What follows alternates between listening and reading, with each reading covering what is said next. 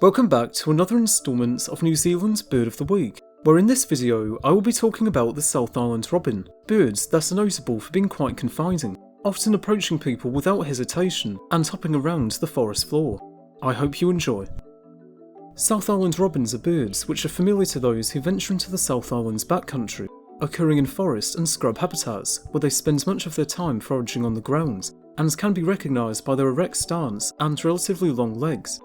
They are 18 cm long and weigh around 35 grams, slightly larger in size to the introduced house sparrow. They are dark grey to black in colour, as well as having a chest and belly that is white to yellowish white. They consist of two subspecies, P. australis australis, the nominate mainland form, and P. australis rakiura, the Stewart Island robin. They are also closely related to the North Island robin, which are now considered a distinct species, P. longipes, and to the extremely rare black robin of the Chatham Islands. There is molecular phylogenetic evidence that does suggest that two waves of these birds came from Australia, with both the South and North Island birds being traced to the first and the tomtits also being closely related to the second. It has also been found that the two New Zealand robin species began to diverge prior to the Pleistocene epoch, and that the two South Island subspecies diverged after it, 3 million years for the former and only around 10,000 years for the latter.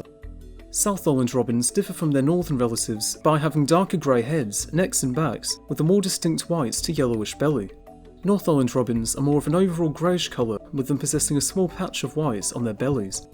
While having the common name of robin and indeed resembling the birds found in Eurasia and North Africa, the two groups they belong to are not closely related, with the New Zealand birds belong to the Australian New Guinean family Picturesque. Birds use a variety of techniques to flush out hidden or camouflage prey, such as foot trembling, wing flicking and tail flicking.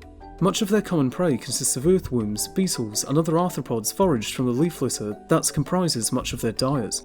When capturing larger prey after they are killed by the robin, they then dismember them and cache parts of them to eat later.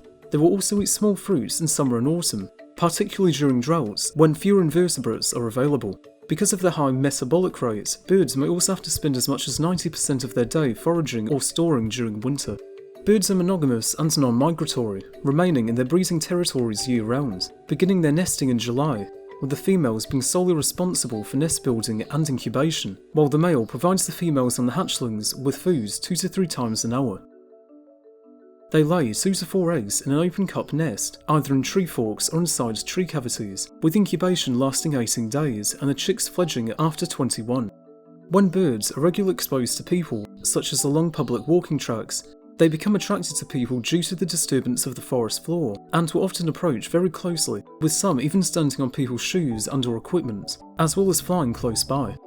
Birds occur in mature forest, scrub and exotic plantations, particularly those that have an open understory.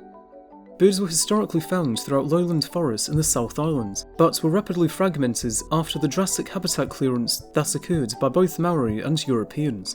They are currently patchily distributed throughout their range, with them being absent from some seemingly suitable areas, while being common in others. Their strongholds include Marlborough, Nelson, the West Coast and Fiordland, with outliers including Jackson Bay and Dunedin. While forest clearance was a big factor in their population decline, the main threat to them today is predation by introduced predators, which often take female birds when nesting and brooding, resulting in male-biased populations. After pest control is carried out, however, the sex ratio returns to almost 1-to-1 within a few years, with 1080 currently being a main factor in assisting them. A number of robin deaths have indeed been recorded as a result of accidental poisoning, although a vast majority of these were associated with 4 specific operations in the 1980s that used poor quality baits. These aside, robins have responded well to pest control programs using the bait, with noted increases in chicken adult survival, not to mention birdsong. Birds are classed as least concern by the IUCN, and while having been classified as not threatened for many years, their classification was changed to at risk to declining in 2017 on the basis of ongoing declines in the mainland populations. Birds are able to live upwards of 14 years when in a secure environment, so if all goes well in regards to pest control, many more areas could very well see these trusting birds in more areas and in higher numbers. And with that, I thank you for watching this instalment of New Zealand's Bird of the Week. For next time, you're now able to vote for the black-fronted dotterel, small and dainty birds that have recently arrived in New Zealand. With that, I'll see you next time, whenever that may be.